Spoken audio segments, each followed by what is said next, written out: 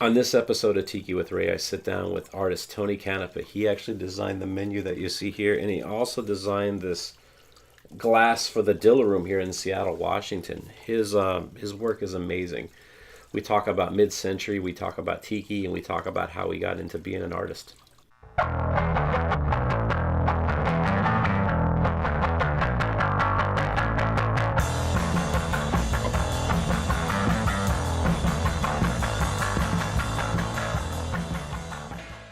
Hi everyone, this is Ray, or some of you might know me as Tiki with Ray, and today I am in Tacoma Cabana with my good friend Tony. Hi. Well, I'll let you say what your last name is. How do you pronounce it? Tony Canepa. Tony Canepa. He is a famous Tiki artist, and he is originally from the Pacific. Well, you used to live here, right? I did used to live here. I'm originally from Colorado, way back. Oh, you're from Colorado. I'm from Colorado. Colorado, Las Vegas, Dallas, Seattle, now Austin. There's a place in Seattle called the Dilla Room. It's not a Tiki bar, but there's a Tiki bartender there. His name is Justin. Do you know how to say his last name? I want to say it's Wolslaw, but Is that what it is? I don't know if that's 100% It's correct. I'm sorry, Polish, Justin. Russian.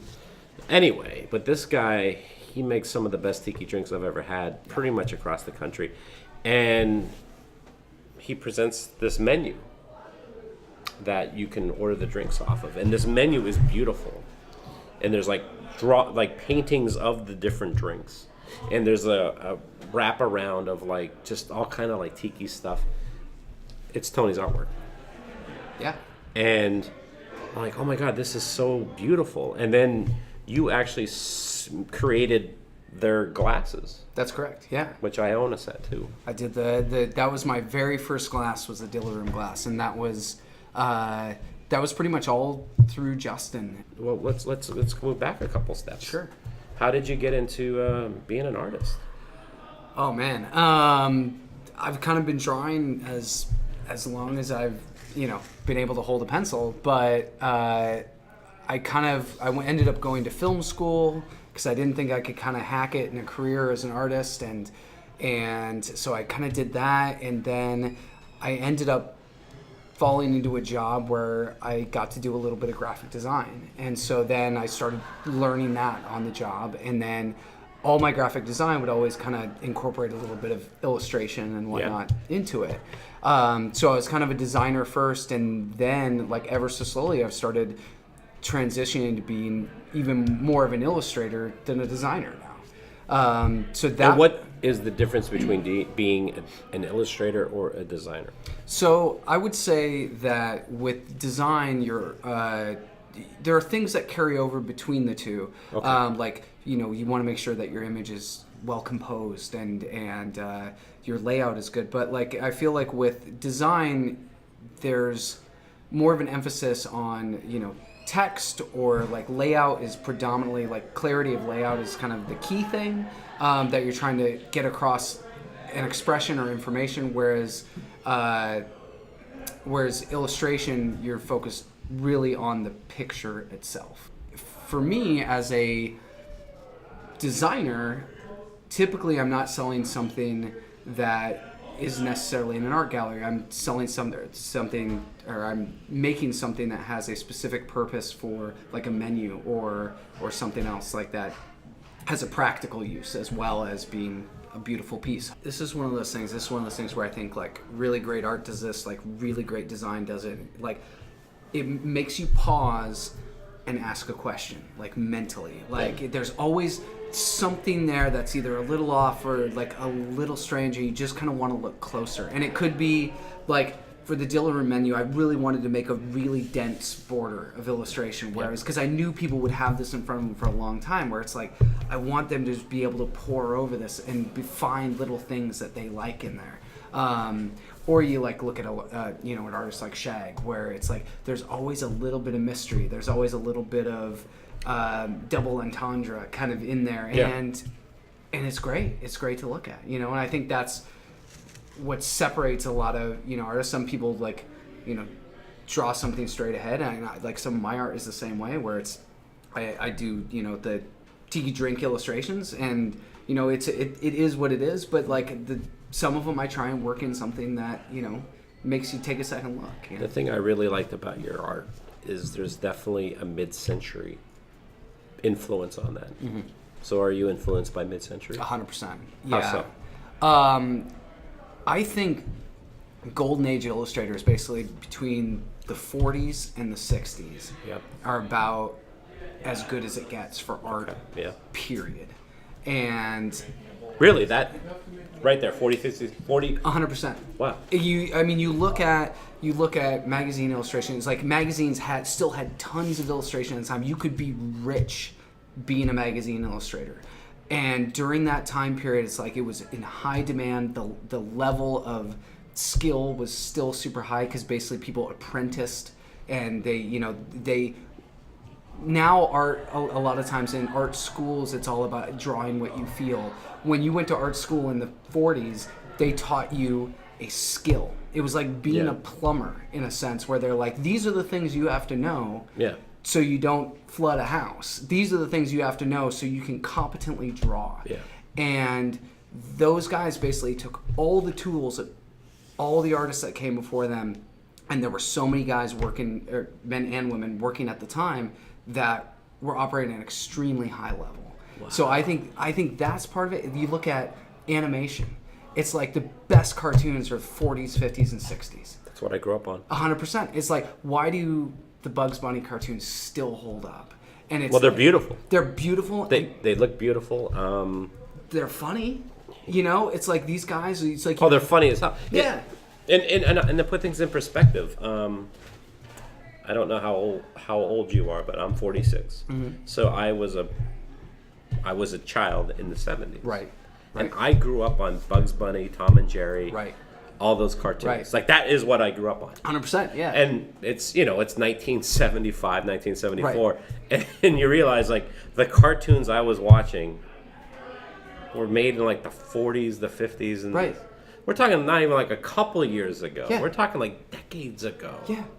And I never even thought twice about it. That's the thing. It's like you look at it. It's like it still works. It's still funny. Yep. And like everything's still great. All the gags play.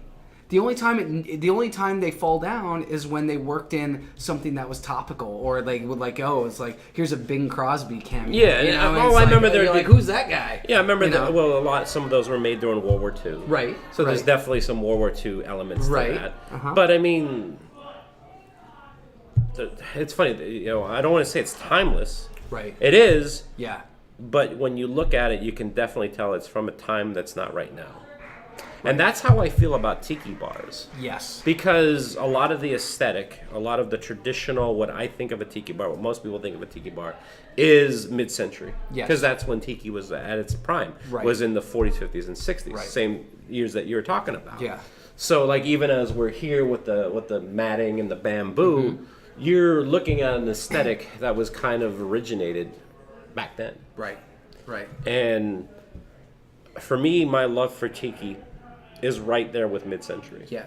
100%. They kind of go hand in hand for me. Right. I think the reason why I love Tiki Bars is because the good bars, the really great bars, almost look like this would be something from the 40s or the 50s or the 60s. And the best ones are either hopefully still from that time period, or it just kind of falls right in.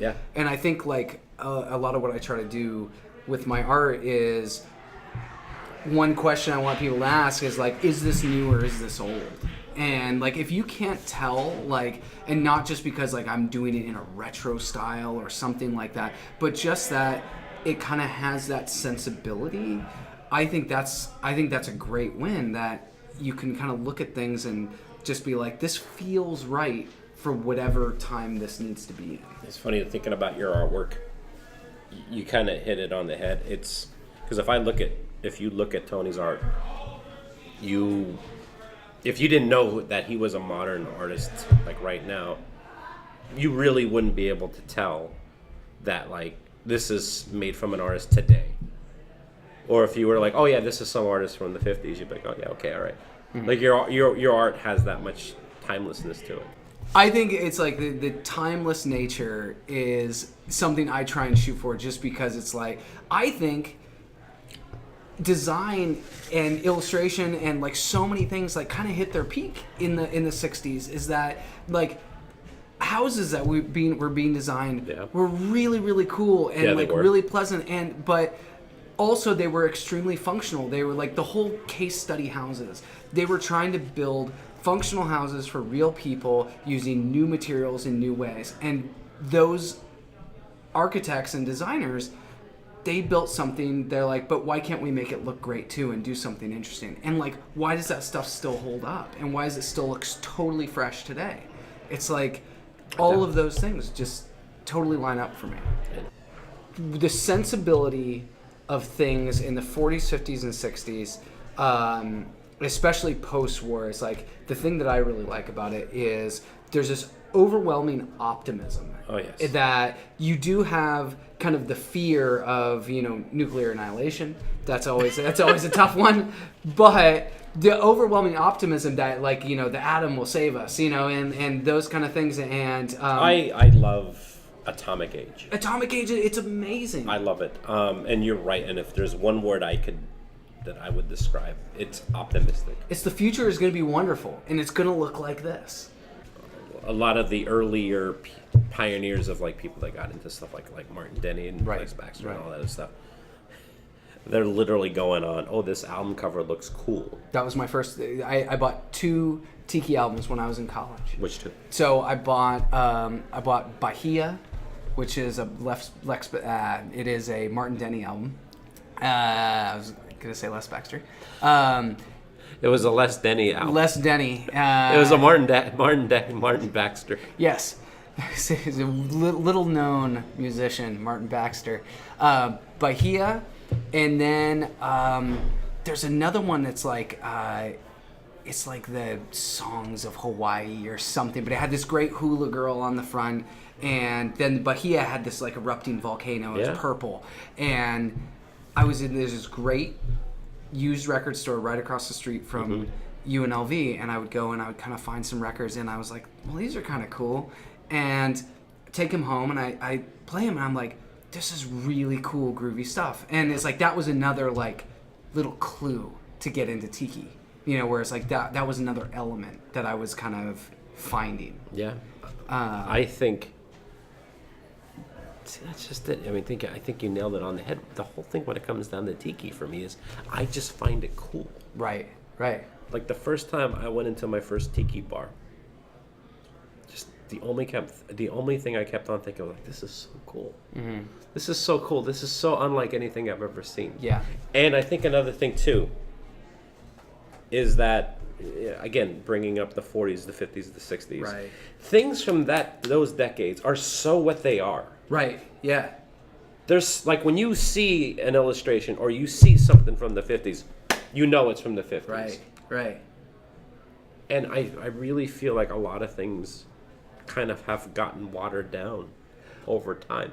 Well, it was like that was almost the last period you could argue like into the 70s, but where you weren't rehashing something that had come before. Yes. You were still doing something fresh, and quite frankly, to put it bluntly, it was designed like they gave a fuck. Like the design and the effort that they put into it makes me absolutely crazy when you walk into a house that was built within the last 30 years and you're just like, what was anyone thinking? Like, what were they doing? Or you're looking at some object or tool or piece of material and you're just like, there's no effort and no thought put into the design or construction of it. And but you look at a 57 Chevy and it's like they designed every single panel new, every model, the last year's model goes out, great, we start from scratch and we build something new, and everything was designed with a purpose. And I love that stuff. And that's why when you look at a grill of like an old Cadillac or something, you're like, this is so insane, but it makes sense because it's strapped onto the front of this like big chrome thing, I think, let's think about Tiki Bars. Right. Think about how those old Tiki palaces from like the 50s and the 60s, I mean, like, say I mean, my hat's off to the people that designed those places and invested the money. Right. Like, all right, I'm going to open up a tiki bar. I'm going to open up a tiki restaurant, and I want it to have an A-frame, and I want it to have. I want it to be elaborate. I want to have several dining rooms. I want to have a giant moai in the middle. Right. And who would do that now? It's intense. Would anybody do that now? No, they'd have a building. Yeah. Be square, and maybe they'd fill it up with whatever they're going to do. But like the full on like just that architecture. Right. Is like everything was designed with a very specific purpose or aesthetic in mind. That like we don't care if this. Do you think that aesthetic? Do you think that purpose, Tony? Yeah. Was to catch people's eyes. Oh, 100%. Just to catch people's eyes. I think about not? like I did Route 66. I Yeah, literally yeah, did. yeah. I drove the Mother Road, and you're talking about a road that's just filled with like giant people, a giant whale, this, whatever. Right. And the whole idea is you're in your car with your family, and you're supposed to see something that catches your eye, and you're like, oh, wow, look at that. Well, are you guys hungry? Let's go eat there because that has a giant... Eat a giant dinosaur. Yeah. Yeah. It's all about catching your eye. I think that's part Why do you think that ended? Why do you think that stopped? Why it stopped. Yeah, why don't they build places that have like a giant... well, we're in Tacoma right now, and there's a place called Bob's Java Jive, which is... Okay. Oh, which, yeah. It's a giant teacup. A coffee pot. Coffee pot, yeah. It's a giant... It's literally a giant coffee pot. Right. Why aren't people building those kind of places anymore? Because all of a sudden, that wasn't catching someone's eye wasn't the objective anymore. And I think like all of a sudden it's like people decided to spend less and just do less. That it was like, because I feel like... What do you mean? I feel like in that time period, like, there may have even been more knowledge about, like, what's aesthetically interesting, what's aesthetically pleasing. And it's like, after a while, people are like, well, if we don't make it a coffee pot, we make it a coffee cup instead. There's less corners, there's less things as we'll do that. And then it kind of goes like, well, we're not going to make it a coffee cup, we're going to make it kind of round, and then it's we can paint it like a coffee can. And then you know what, you can't really do round, like that's not really good. We'll just do some angles, and then eventually it's like you end up with a square and it looks like a Walmart. This is my theory. Sure. And again, it's just a theory. But I think chains, Yes. chain restaurants, chain stores, Right. killed that. Yeah. Here's the reason why. Because back before chains existed, Right. you had your one restaurant. Right. This is your one diner, your one store, your one whatever. So you tried to do whatever you could to attract people to go to your place. Right. Right. Well, then there's McDonald's. Right. Right. Right. And so, like, now there's a McDonald's in most of the major cities across the country. Sure. You know what McDonald's is. Right. Hey, there's a McDonald's. Right. Yeah. Oh, there's, whatever, fill in the blank chain. Right. And if there's any advantage to a chain, there's a level of expectation that it's predictable. Mm-hmm. Sure. If I go to McDonald's, I know I can get a cheeseburger. I know I can get a milkshake. I know I can get this. And it'll all taste exactly the same as the one you had in Pittsburgh. Same thing with Starbucks. Right. It's like a lot of the reason why people love Starbucks is because it doesn't matter where you're at. You go into a Starbucks, you know I can get my caramel frappuccino. Right. Right. And so if people know of all these different chains, they don't need to catch someone's eye. Right. Because they just know what the chains are going to be. So, okay. So I'm going to go off of this because this is what I think is one of the things. This is one of the things that I really absolutely love about Tiki Culture. What's that? Is that, especially the first time I went on a TikiCon home bar tour. Okay. Everybody's got the same, it's like jazz. Everybody's got the same notes. Everybody's got the same rhythm. Everybody's got these same things, same tools. There's going to be bamboo. There might be a little thatch. There's probably going to be a tiki. There's going to be a little art on the walls. Yeah. Everybody's got these same tools. Every single home bar is completely different. Yes, they are. totally unique to the person that's making it, Yep. what they find appealing. Like, everybody's making these totally amazing, unique spaces. Yep. I was in ones that were the size of, this corner of the room, and then I was in ones that was like 3 bars across an entire home basement, and all of them were amazing, and all of them made me want to like sit down and enjoy the space. And that level of creativity and personalization that Yeah. everybody brings to it, I absolutely adore. It's one of my favorite things about being into tiki. I agree with you. I'm like I've converted my bedroom into a tiki bar. Yes. And what I've learned is a lot of what dictates what your place is going to be is what you can actually find. Totally.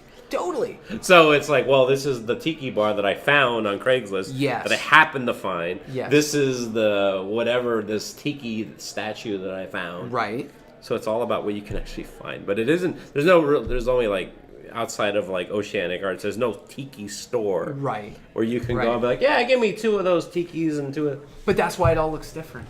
And everybody approaches it from a different angle. I have a theory. It's not a bad thing, but I really feel that after World War II, Yeah. there has been a push to push things forward. It's all about the latest and the greatest. Right. Keeping up with the Joneses, the reason why car manufacturers would make brand new cars. It's like, Right, no, right. you don't want to have the old car. You Right, want to right, get the right. new one. Right. You don't want that old furniture. You want the new furniture. Right, right. You don't want to wear those old clothes. You want to get the new duds. Right. That hairstyle is passe. You want Right. to get the new do. Yes. All about new, Right. pushing things forward. Yeah.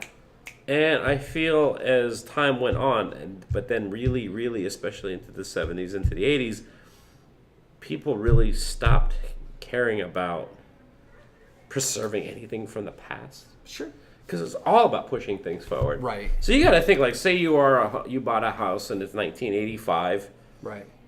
You don't care about I bet you most people didn't care. Like, oh, this is a mid-century home No. from 1957. Oh my God, we got to keep this exactly the same. They're like, look at this whole sink. We need to get this out. Right. Right. It becomes. I really it's don't. dated. I really feel that the whole retro culture started in the 90s. Mm-hmm. And that's when things started, where people started to look back and realize, like, oh, Yeah. this is cool.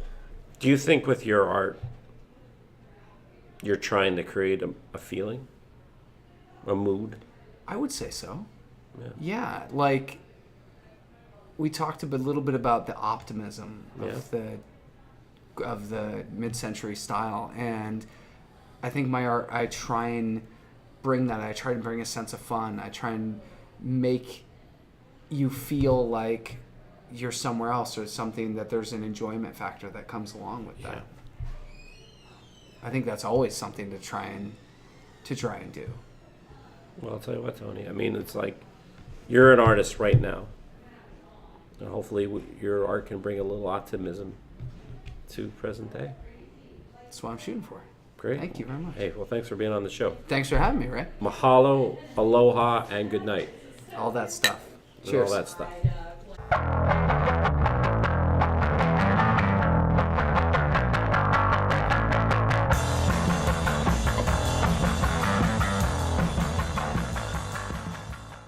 The Dilla Room has a tiki night every Tuesday. And what happens is he lays out a menu of tiki drinks. And if you go there, I'm looking at this menu. And it's beautiful. Beautiful. Thank you. Oh, not yours. I'm talking about someone else. Oh, okay. This is a good. It's the one I based it on. Hey, how's it going? Oh wow. Everybody, Brandon of Tacoma Cabana. I'm in another video. He's in another video. You should check it Cheers. out. Ikitakimasu. How's it going, Brandon? God. I'm going to enjoy I'm mine. not gonna pound that. I'm gonna sip. Oh, That's for you lovely. guys. This is Thank lovely. you. Thank you. Cheers. Wow. It's good to be a Tiki VIP. Tiki with Ray. That's the reason why I do this. It's all about the perks. Because God knows I'm not getting paid otherwise. Is this more of Jason's private stock? I think it is. I think it is. Yeah. Jason, we're drinking your rum. Sorry. No. This is iced tea. It's that sweet tea. It's that sweet tea we got in Texas. I gotta quit. Like, I keep wanting to look down the barrel. Yeah, I just keep glancing over. And I'm just like, well, I need to stay over and look at you. You want to say something to the camera? You can point and be like, you Brendan. You guys with the tiki and the palm trees. Hey gang, this is Tiki with Ray, and I just want to say thank you very much for checking out my video. I hope you enjoyed it. And if you want to see more episodes, click on the subscribe button. And if you liked the video, give it a like. That would mean a lot to me. And if you have any comments or suggestions, please leave a comment in the comment section below.